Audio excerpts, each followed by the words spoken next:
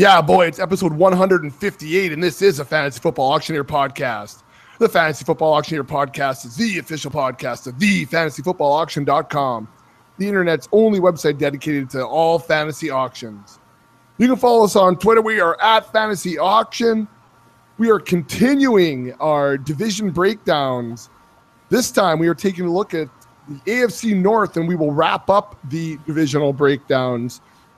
Again, we're without Blister tonight, but we do have Mr. Bud Light. See how I did a rhyme there? Slim, how's it going tonight? Bud Lights aren't doing what they should be, but I hate drinking these things. But well, sometimes you got to do what man's got to do. Had some people over, so I purchased a neutral type of beer, trying to appease the masses, and there was some left over. So what are we gonna do? Not going to throw them out. No, you can't throw them out. That would be dumb. All right, so Slim, are you ready to break down the AFC North? Yes, sir. All right, then let's do this. If you guys are ready, then I'm ready. Let's cock the hammer. It's time for action. So like I said, we're finishing our series of divisional breakdowns. We're finishing things up with the AFC North. We're going to take a look at all four teams and break out some busts and guys you should be drafting and how you should be attacking them in your auction. These breakdowns are all available to you in the membership area of the website. So go to thefantasyfootballauction.com. Take a look at the membership area. It's $14.95. You can get all auction content, not just one crappy little article about what an auction is and why you should do one from your local magazine. So, Slim, let's start off things first and take a look at the Baltimore Ravens. There's some interesting things going on here with the running back situation, the receiving situation, last year's rookie situation. So, Slim, what do you like about the Ravens heading into 2017? 2 words. Danny Woodhead. Danny Woodhead.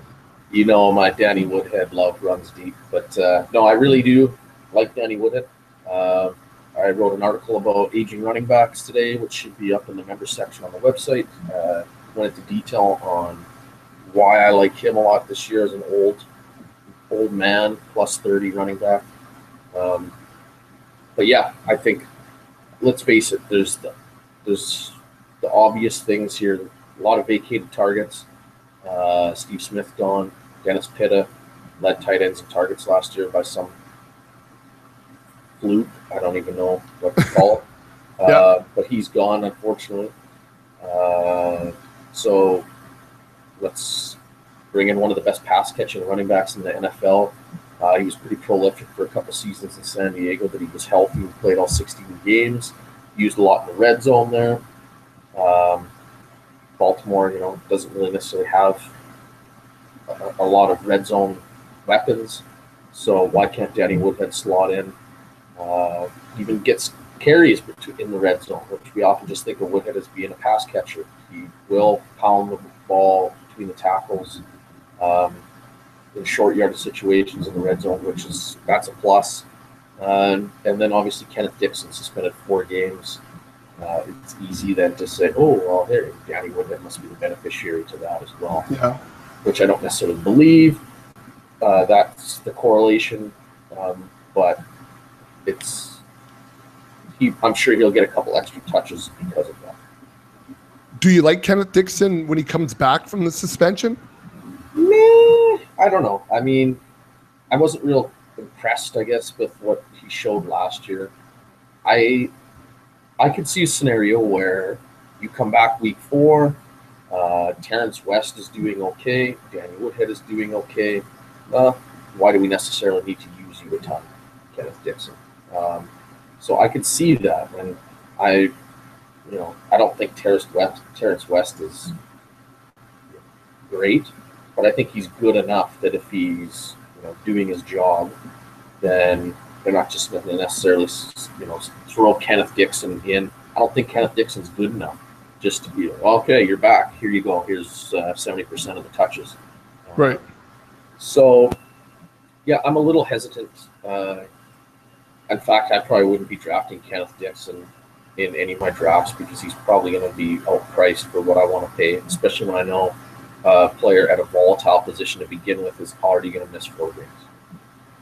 Now, when we look at wide receivers, are there guys there you're willing to draft? Mike Wallace maybe late. What do you think of Macklin in this offense? I love the Macklin signing. I think it made a ton of sense.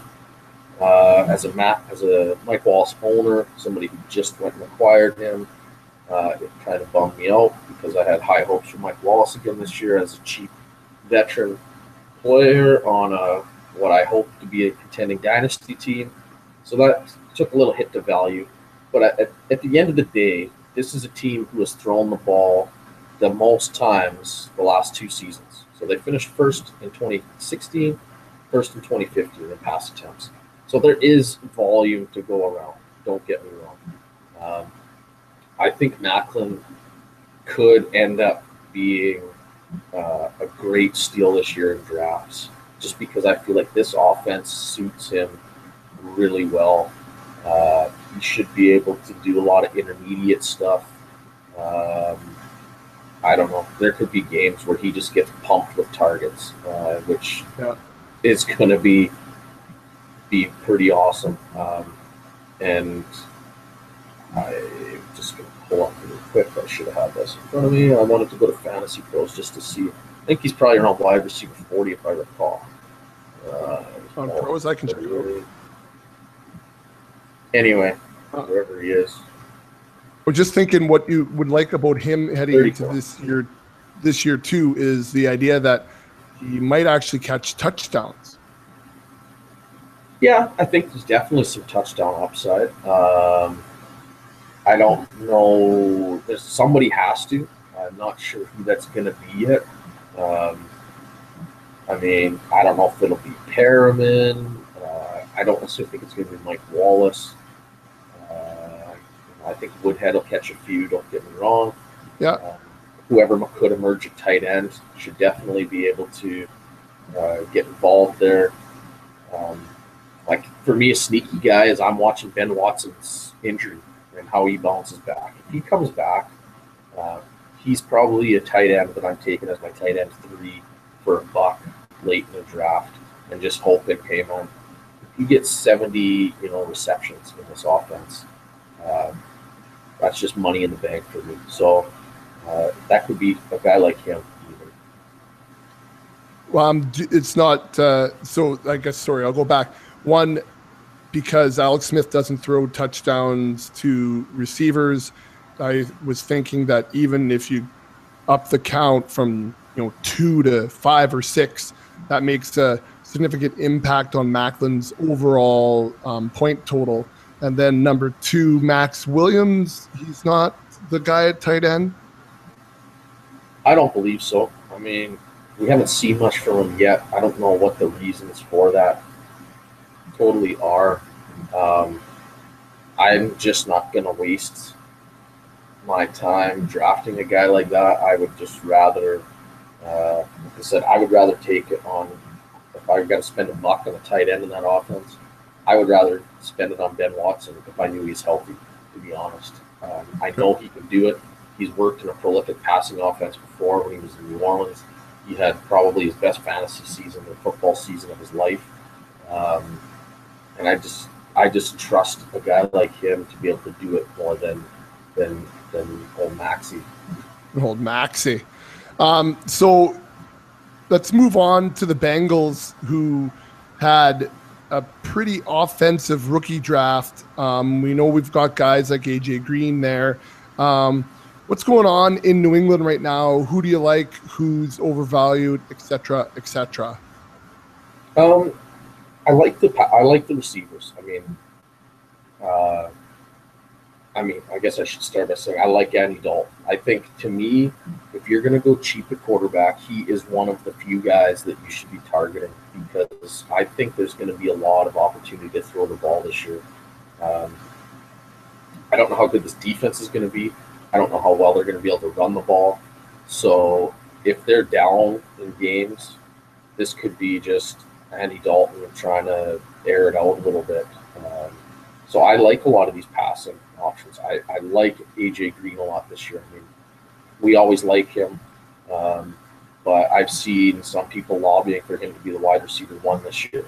I'm not ready to make that jump yet, but I think if he can stay healthy again, why shouldn't he be a wide receiver, top 5 wide receiver again? He should be fairly safe, I would think. I like Eifert. I'm normally not a big Eifert guy because I don't like how much touchdown dependent he is, but I feel like this could be a year maybe where he does see a little bit more volume, just because of this need that could arise for them to have to pass more. I like Gio Bernard because of this. I even like John Ross a little bit. I don't know if I'm ready to draft him. I was just going to ask you that because rookie wide receiver is not your forte. No, I typically shy away from them, but I think he offers a fairly unique skill set, and if they're going to start chucking it around, he could be a guy that could be used to stretch the field a little bit. What makes me hesitant is obviously the consistency concerns. I mean, we don't know how much he's going to be used yet as a rookie, things like that. So yeah, there's all these guys that I think could become fairly decent fantasy options, and maybe even better than what we've seen in the past. So yeah. Does it push Tyler Boyd right out of the picture then, John Ross? No, actually, I think that I like Boyd as well too. I think they're 2 different receivers. I want to see how much they're set to be used. I think that could be a lot of situations where both those guys could be on the field at the same time too. So it's not like one of them necessarily is cutting into another guy's snap share by a ton. So yeah, I think Ross is obviously this more vertical type guy. I think he's maybe a little bit more talented overall. And I think Boyd maybe projects more as kind of this intermediate route runner. And, AJ Green is just going to be doing what AJ Green does on the outside. So what about Joe Mixon? Is he an RB2 this year? Where do you think he finishes? And probably going to be tough at the start of the year, but where do you think he finishes the end of the year? Yeah, I really liked Mixon. When we were doing our dynasty draft stuff, really, really liked him. I think he's a pretty safe RB2, to be honest. I wouldn't be shocked if he even creeps into this low-end RB1. I mean, I've got guys like Jordan Howard regressing this year. I'm not sold that Leonard Fournette finishes that high. I mean, to me, he could outscore Leonard Fournette. He could outscore Lamar Miller. So when he starts, if he can get that volume and there's a decent enough run blocking, I think that there's a chance he could get into that low-end RB1. So, yeah, I think there's going to be – I don't think Jeremy Hill's any good. I think that by the end of the year we're going to see, Mixon and Gio getting just about all the carries in some capacity. And Jeremy Hill will be a thing of the past. So what do you think if I told you that Fantasy Pros consensus ranks are Mixon's at RB16? I think that's pretty safe. If I could get him there, I'd feel pretty good about that, knowing that there's probably some upside built in. And I mean, it's hard to say with a rookie, because especially we haven't seen them used yet. But I just feel like that's a pretty safe flourish type place for him, barring injury. There could be a couple guys that may jump ahead of him, but again, I think there's some guys in the top that could be due for some regressions this year as well. So things will always balance out. Now, what if I told you that Gio Bernard is ranked 1 below Darren Sproles at RB52? I would say I would want to be buying me some Gio Bernard. I mean, if I'm playing a PPR league, I think that he's a very good value if I'm getting him done. I'll put it that way. All right, I just thought it was interesting to see him so far down and down there and sitting with guys, like I say, with Sproles and Quiz and Jamal Charles. It's other than Charles, though, those are the guys that I like Chris Rogers for very similar reasons to what we talked about with Baltimore. Yeah. I Even think- surprised to see down at 56 is Chris Thompson. I know he's nothing to do with the AFC North, but pass catching. That's right. Anyways. Those are those kinds of guys that we should all be targeting in our PPR leagues. CJ Crosice down there probably. That we want in our pass catching leagues, hopefully, and this upside coming, let's say, hopefully.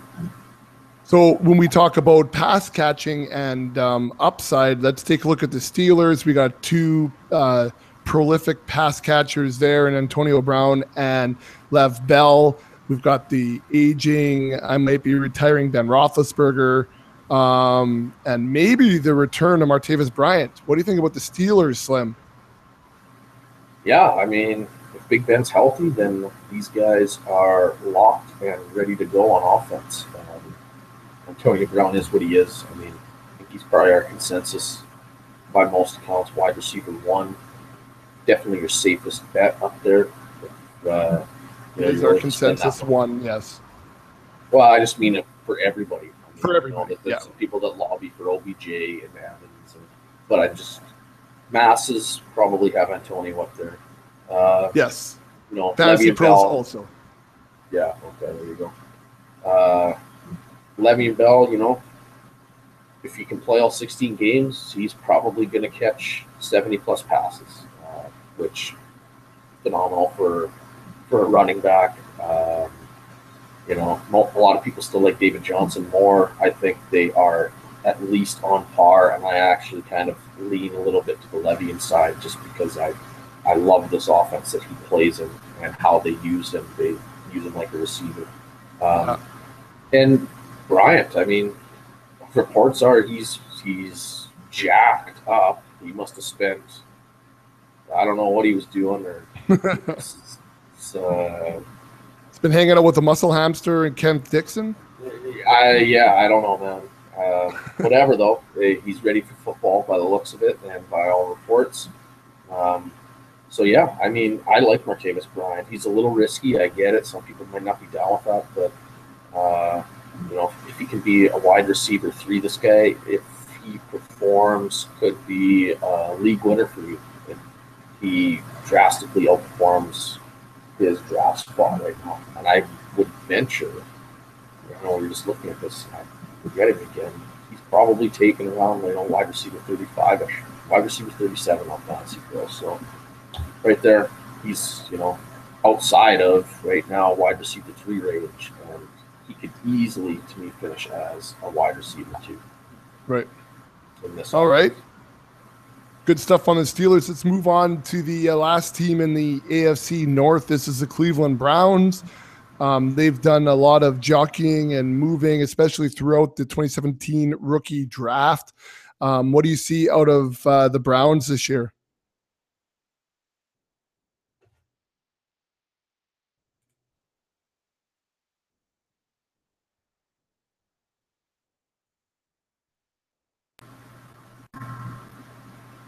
Sorry, Slim, I got you there. You're back? Yep. All right. So we're hitting on the Cleveland Browns now. What do you like about the Browns this year? Actually, I like a lot. I love what they're doing with this team. To me, this is, if you're going to build a team, this is how you want to do it. Accumulate picks, take highly athletic prospects early in drafts, and just let's hope that these guys break out. So, it'll be interesting to see what happens at quarterback. I don't necessarily think that one guy, whether it's Kessler or Kaiser, is going to, make or break fantasy production. Osweiler, he could be the starter. I would be shocked if Osweiler is, I shouldn't say on the team, but taking any meaningful snaps at any point during the season. If he is, that means terrible things have happened to their other 2 guys, injury-wise. All right, so when we go through this team, are you looking at drafting a guy like Corey Coleman this year? Are you taking a $1 to $2 stab on Kenny Britt? What are you doing with the receiving core? I think if I had to pick, I would be taking Kenny Britt over Corey Coleman. I think Coleman will probably end up going for slightly more than Britt in drafts, again, for name recognition. But Britt, to me, is a guy who came from a pretty shitty offense in LA and did pretty well with that. And if he could do that there, then there's no reason why he can't, approach 1,000 yards and, 6 touchdowns in this Cleveland offense. So I would rather have that guy than Corey Coleman. I'm not saying Corey Coleman couldn't do any better than that. It's just, again, I'm probably going to end up taking the cheapest option. And right. I view that as being Britt. Yeah, right now there are a couple of spots off in Fantasy Pros if we're just looking at consensus rankings. Corey Coleman's about 3 ahead of him, so that's where it slots. Do you like Njoku this year? I don't. I mean, I love Njoku. I think he's going to be a phenomenal tight end. I can't bring myself to draft rookie tight ends. It's just a steep learning curve. I know he's got some of the most freakish measurables in production at the college level that we've seen. I just can't do it. It's again, he's probably going to go higher than some of the veterans that I think will outproduce him. So I'll probably always opt for those veteran guys and let someone else pay for the rookie because of the name value and the recency of seeing him drafted. I was just going to ask you now about about running backs with this team. Crowell's getting all the buzz right now. Do you like him as much as, say, everybody else in the industry? I don't. I like him. And I just feel like he's getting more expensive and more expensive and more expensive. And I don't know when it's going to stop. And because of that, I just have a hard time buying him. He's fallen into this range of running backs that I think that I might just outright want to avoid and then just, drop down and get 2 or 3 guys for that same price. So right now, I can't buy Crowell. I'm feeling in drafts, he's probably going to be going for $40 or more. Yeah, he's an RB12 right now in Fantasy Pros. And I just can't. I think he's productive, and he's probably in for a decent year. I just feel like at that price point, I would rather take a couple dart throws on guys that I think could come very close to producing that. And now I've got a little bit more RB depth in my team. So what about Duke Johnson then? Is he a guy you could throw a dart at? I think you could late. I love Duke Johnson, again, from an athletic profile. I think he's just, for some reason, Cleveland hasn't used him as much as I thought he would, because to me, he's a guy that could be very well suited when you're losing. You want to throw the ball to him. He's an excellent receiver, and he can do things with the ball in space. And when you're down, he's a good satellite back for an outright passing attack that you might have to do when you're getting spanked in the second half of games.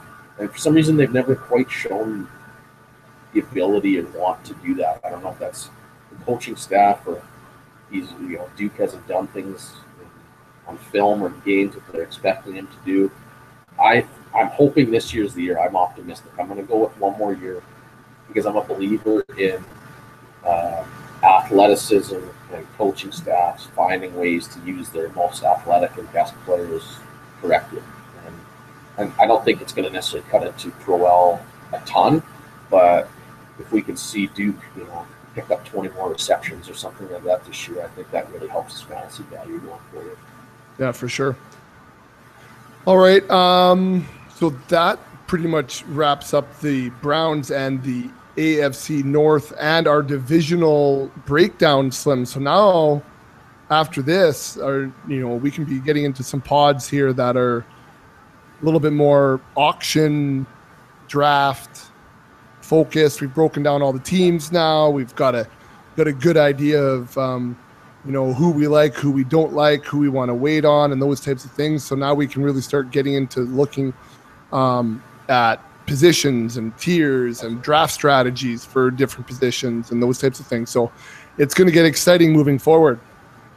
Yeah, for sure. Now is the time where we have to start trying to develop the prices for these guys and figure out where everybody slots in, and then take the guys that we like and don't like and figure out now if we can somehow get them on our teams and what that does to our budgets. And yes, that's kind of phase 2 now when the process starts.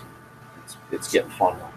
So the next few pods are going to be Blister and Slim centric, because I'm going to be off on the other side of the world visiting Japan. So I'll be out of podcasts anyways for the next 3 weeks probably for sure. But that's not to say that I'm pretty sure Japan has Wi-Fi. I would think they like technology there, don't they? I think so. Shout out to anybody if we have fans from Japan. We do get them from like Brazil and the Netherlands and those types of things. If you are a fan of the FFA and you're from Japan, I'd be very interested in knowing that. I will be in the Nagoya area for better part of a couple weeks. So, but I will be still available because of the Wi-Fi. Hopefully I can find a hotspot, here and there while I'm in Japan, and keep in touch with people via email and Twitter and those types of things as well. But I'm going to hand the reins over to you for the next couple of weeks. Big shoes to fill, buddy. Oh, I know. So we will be lacking some of the how shall we say it? The finer, the little refinements. Like when I was doing some editing the other night and I dropped in the rockers. I had Marty Jannetty actually, I did the sound bite in there. We might not have some of those little nuances, but I'm sure I'll get ripped on some of those things while I'm away, and I'm sure that they'll say, this is where Buckets would have put in this sound bite, and et cetera, et cetera. But I'm actually excited. It's always fun to listen to the two of you guys talk without me being there, because I get to listen as a fan, and that's kind of fun too. Yeah, right on. Well, have a good trip. That's a long-ass ways to go. Yeah. Enjoy some good sushi and hopefully some sake. And we'll have some of that too. Yeah, it should be good. Yeah, I think family trip, so it'll be. Yeah, we talked about this a little bit off air before. I don't know, kids in, they're not down with sushi and things like that. Yeah. I don't know. It's kind of a gutty move, but hey. Well, you know what? My brother-in-law went to Costco to pick up some stuff for his place. So I mean, it's not like it's the world, right? So damn globalization. Yeah, he bought KD. So I mean, when all else fails, you just make craft dinner and KD and hot dogs. Yeah. Only one of them eats hot dogs. Pretty specific eaters at my end. Anyways, we'll leave it at that. I can just imagine Cherney will be pumping out ideas for my kids to eat in Japan as he listens to the tail end of this podcast. Anyways, Slim, that's episode 158. Wow. It's lots. I mean, considering we kind of took, the regular season off last year, we're still pushing that number is pretty impressive. So anyways, the next time you hear the podcast, it'll be with Slim and Blister. Be sure to subscribe and be able to go back through all the other divisional breakdowns if you haven't been through them already. And follow us on Twitter. It's at Fantasy Auction. You can get all of your auction questions answered there. So Slim, I'm going to, as I post this pod, create it as a video on how I'm posting it so that you can do that while I'm away. So I guess that's the next time you're going to see me is on a video of how to do all that. And for the rest of you, I'll see you when it's springtime in the Rockies.